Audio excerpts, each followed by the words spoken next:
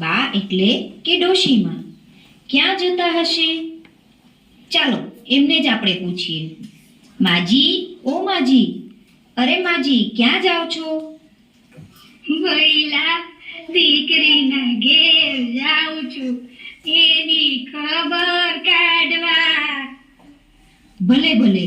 આગળ જાઓ. હા ભઈલા. જોયું બાળકો, માજી ડગુમગુ કરતા ચાલ્યા લાકડીના ટેકે ટેકે. લો, ત્યાં તો આવ્યું જંગલ.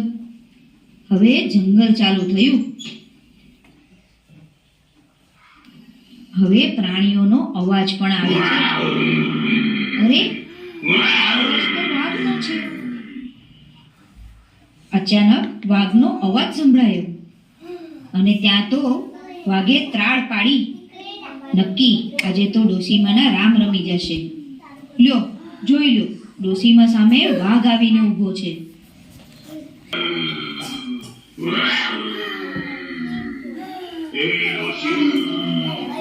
ક્યાં જાય છે? દીકરીના ઘેર. ડોશી, દીકરીના ઘેર.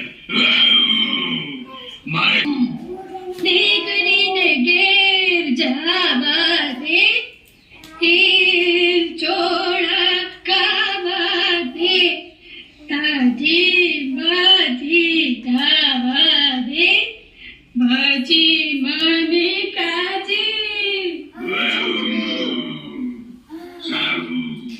સારું, જા.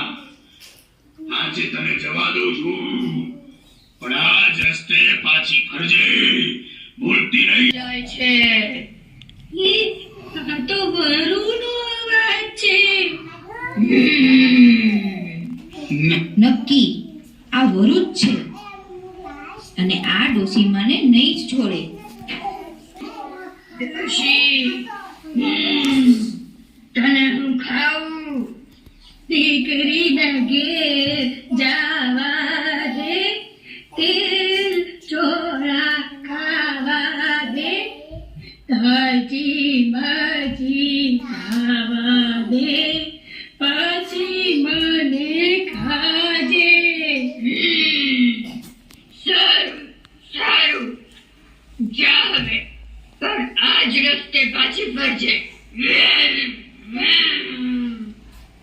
વરુ પણ ડોશીમાં પાછા બચી ગયા. ફરીથી ધીમા પગલે, નાના પગલે લાકડીના સહારે આગળ ચાલવા લાગ્યા. ચાલતા જ ગયા ત્યાં બીજું એક પ્રાણી આવ્યું. હે બાપલિયા, એ બાપલિયા, આ તો દીપડાનો અવાજ. એ ડોશી, ક્યાં જાય છે? દીકરીને ઘેર.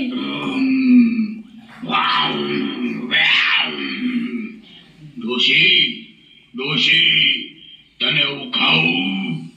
દીકરીને ઘેર જાવા દે, તેલ ચોળા ખાવા દે, તાજી માજી ખાવા દે, પછી મને ખાજે.